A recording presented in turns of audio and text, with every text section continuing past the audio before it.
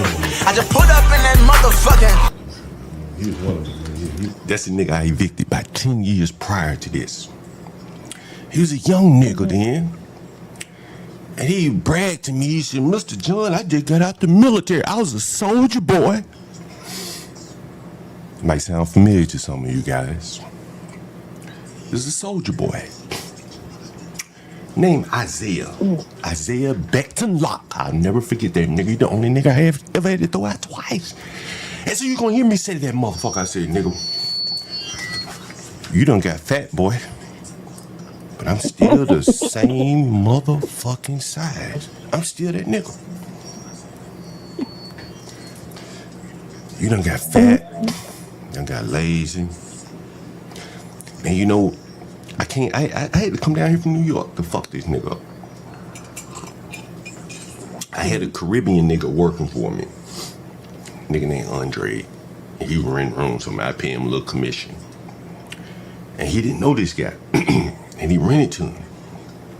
Sent me the paperwork. I said, I know this nigga, but maybe the nigga done changed. He done got older. He's still the same nigga. And you're gonna hear me in this video. I said, boy, you back again for round 2?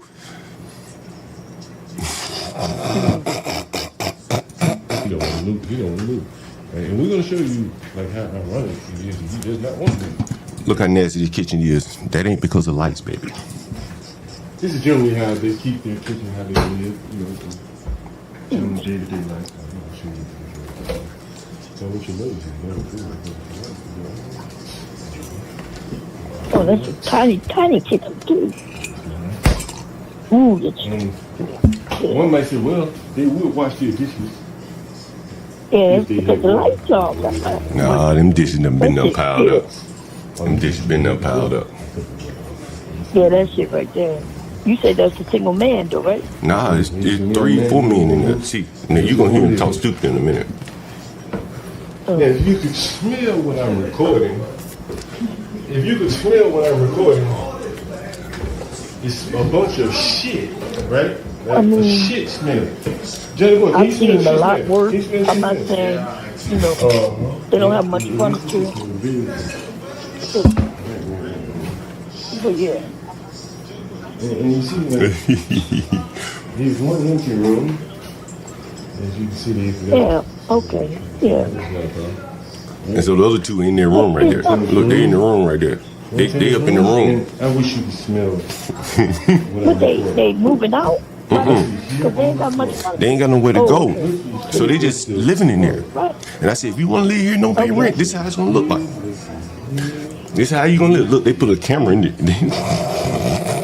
They put the camera in the toilet. So you letting them live? Yeah. God damn. Like however long you want to live like this, blacks, I will subsidize you living like this. Promise. I will subsidize blacks living like this. If they want to live like this, I promise you, I let them live like this. Look at that.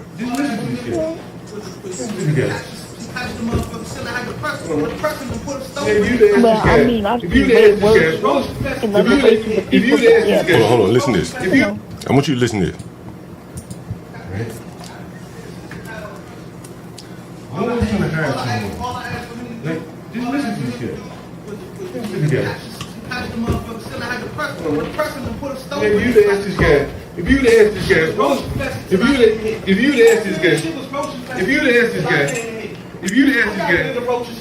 If you'd asked this guy, like, I'm trying to help improve this little motherfucker. Like if you'd asked this guy right here, right? Like shit, man, you getting paid. You getting paid.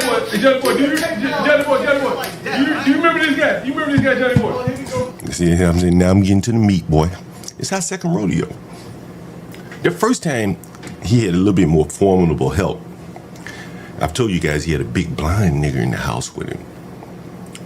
So the big blind guy commandeered the house and corralled all them. So this was like his second in charge here. But the blacks have gotten weaker and fatter over the years. And so what happened this time, he had 2 dancing Negroes. He didn't have that big black boxer with him. So I put him out first. The last time around, I put the big black boxer out first. He was more of a threat. But this time, he was so weak, he had gotten so fat. He lost all of that military training that the government spent to make him a better man. You see, this is a form of military. This is a soldier boy. Like Stanley. But he done nothing after the military.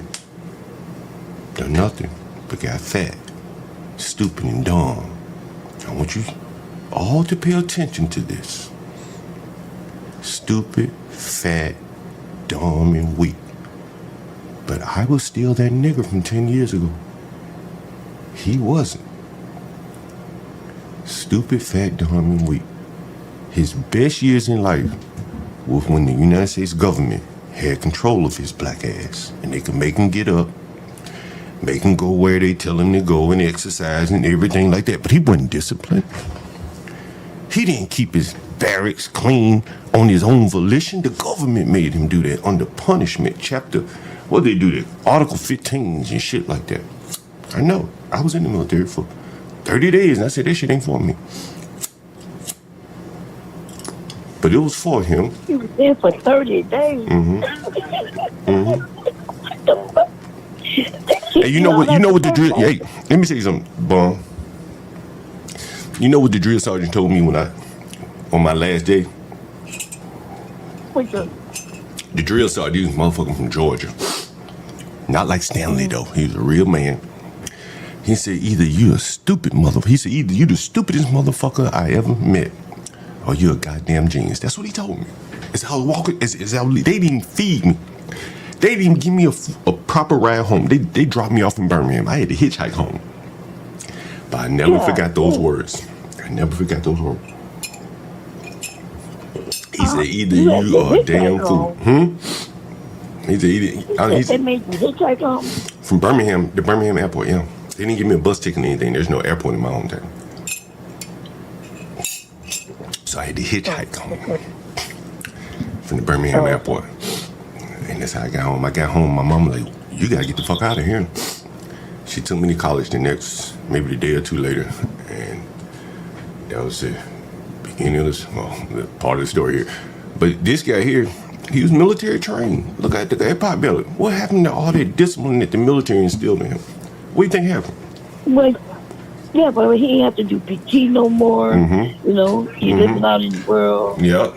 And you gained the weight. Yeah, you know? it wasn't in him. The military could put it in him. But he didn't have the discipline to keep it in himself. You understand?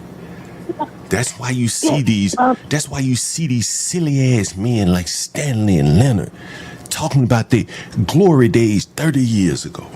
And they've done nothing since then. They've done nothing but get up here on the internet and act silly and stupid and tell us about all the books they've read. But they built nothing. No different from this military man. No different than this military man right here. And I properly dispatched this fucking nigger. You understand that? Twice.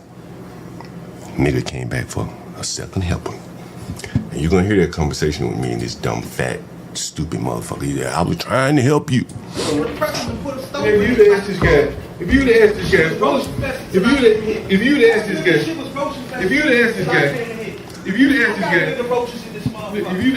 like, trying to help improve this little motherfucker. Like, if you'd asked this guy right here, right? Like, shit, man, you was getting paid. You were getting paid. Johnny Boy, do you remember this guy? You remember this guy, Johnny Boy?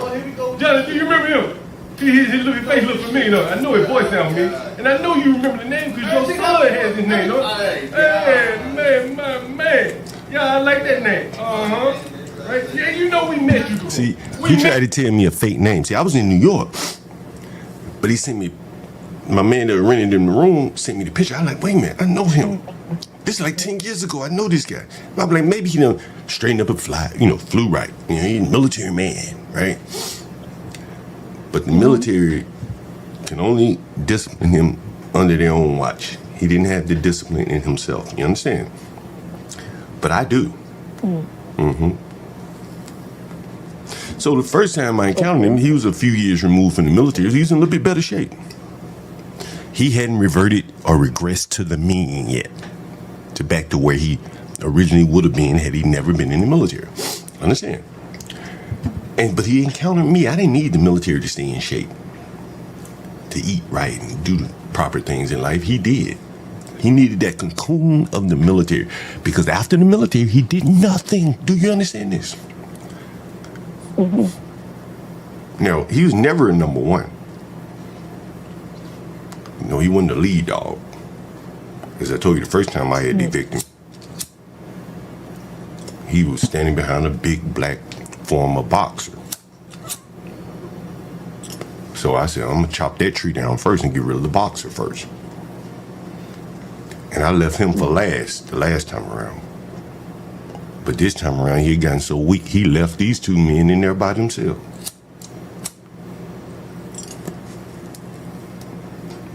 That is kind of like a metaphor for Black America.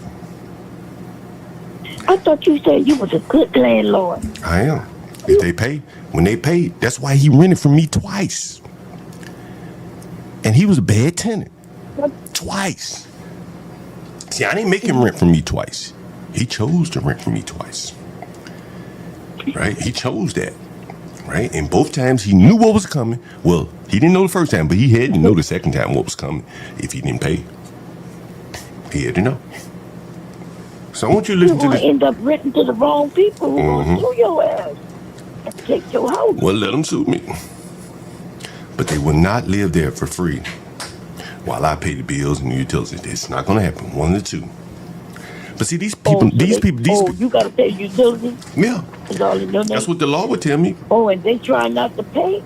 Okay. Oh, they throwing all this shit on you every month. Right. They living up, they got their girlfriends and shit in their house. I know because I waited till about midnight when they were in bed. And you hear them saying, you down there fucking Omar. Yeah, we fucking you. See, the blacks are so dumb. And see, Omar's still my tenant. This was 10 years ago. Omar's still my tenant. The blacks are so dumb that what they don't realize is that they have no allies. No one likes them. Omar was on my channel talking about them. How he doesn't like them. How he didn't like them at the time. But they just want to ruin his living environment. And he don't want to move. So he was more than willing to sacrifice them. And so, and I've told this story before. Omar, you see, let me show you something. I just thought about this. See, these niggas are so dumb. They're so dumb. Like this is why they're so dumb. Let me show you something. Where is it? Do you remember that little empty room that I showed you? It was a little empty room. Remember that? Where is it? Yeah. That was Omar's room. Understand? That was who? Whose room? The guy that now lives in the basement. He used to live in that little small room. Let me see if I can. It's probably right here. You may see it. It's a bunch of shit, right? A shit smell. Why they put the camera in the toilet? Can you smell shit smell? I don't know. Maybe they thought somebody's watching them or something. I don't know. But why the toilet? I mean, the toilet was inoperable at this point. So you see the room right here? Here's one empty room. This used to be Omar's room. And I said, Omar, I need you to move to the basement. You have your own private bath and everything. Just move to the basement. Because these niggas about to go to Africa. You don't want to go to Africa. You don't want to go back to Africa, do you, Omar? He's from Africa, North Africa. He doesn't want to go back in North Africa. But if the city water's on their floor up above him, they're going to end up on his ceiling underneath. There's no water upstairs. What do you mean? Right? There's no water upstairs. Oh, okay. Right? It's water in the basement, but there's no water upstairs. Right? Oh. So they have but he's living comfortably. And so this used to be Omar's room. So see, this is what they didn't realize. When they start raising all this hell, Omar just up and moved to the basement. They didn't they have no tactical awareness. At that point, they should have realized, like, this man done moved to the basement. He really don't like us. all the water and power is in the basement. Our life is about to really take a turn for the worse. That's probably what they should have said. That's probably what they should have thought. Say, damn, like, our life is making a turn for the worse. We need to change course here, get the hell out of here, because he's clearly up to something. But their mind is just on what's right in front of them. And so here's the guy, the conversation with the former military man here. If you'd ask this guy, like, I try to help improve this little motherfucker. like if you'd ask this guy right here, right? Like shit, man, you Like, get paid. you You get paid. Go to the Johnny boy, VA and get some money from you them. remember this guy? But, you know, see, the thing is, he's not disciplined enough to do anything with the money. Like, I've lived here in D.C., and I've seen different types of military people come out. You got the ones that come out, get a government job. You know, it perfect, works out for them. They get preferences. You got the ones that come out and get a security clearance. And then they can start their own business down the road. And they make more money while they're working. Usually they have a clearance coming out of the military. So if you're a naval officer, right, and you did something very important in the Navy, you would have a security clearance. That's very true, right? I'm telling you what I know. If you are a Navy officer and you do something like naval intelligence, hell, if you fly jets, probably if you fix on the jets, because you have some proprietary information there, you would have a security clearance. And so that's what the smarty-arty people, particularly the ones that go into the Navy and the Air Force. I have a good friend that did it. He went in the Air Force, came out with a security clearance, and then he now owns his own business. Really, all he's doing is getting contracts with the government, but he's able to get them more directly now. Give me 1 second. John, you still show that nasty, fresh doo-doo utility? Well, they had nowhere to flush it. They had nowhere to flush it, so I rubbed their nose in it. No. They had nowhere to flush it, so I rubbed their nose in it, because the toilet, as you can see, is inoperable here. Me and my man Johnny Boy right here wreaking hell on these people. They didn't want to pay. And the copyright, if you just joining, this guy here was a former military man. I'd evicted him 10 years prior to this. And I see your comment there, Kuma, I'll answer that. So I'd evicted this guy prior to this. For those of you just joining, I'd evicted him maybe 10 years ago, at another property. And so I had someone that was kind of renting rooms for me. And while I was in New York, he would rent the rooms and then, send me the all the information about them. And, he would actually collect the money to a Jamaican guy. And so he rented to this guy, and I don't know if the guy knew it was my house or not, to be honest with you. But when he found out it was my house and I was the landlord, he knew he was doomed. Again, this was a former military man, 10 years removed. You can see the belly on him. And I'm highlighting the fact that he was a former military man for a reason. Because he couldn't maintain the discipline of the military once he left the cocoon of the military. That was the problem. While he was in the military and they were feeding him the best diet, the best training regimen, and they had consequences if he didn't do it, he shipped up and shaped out.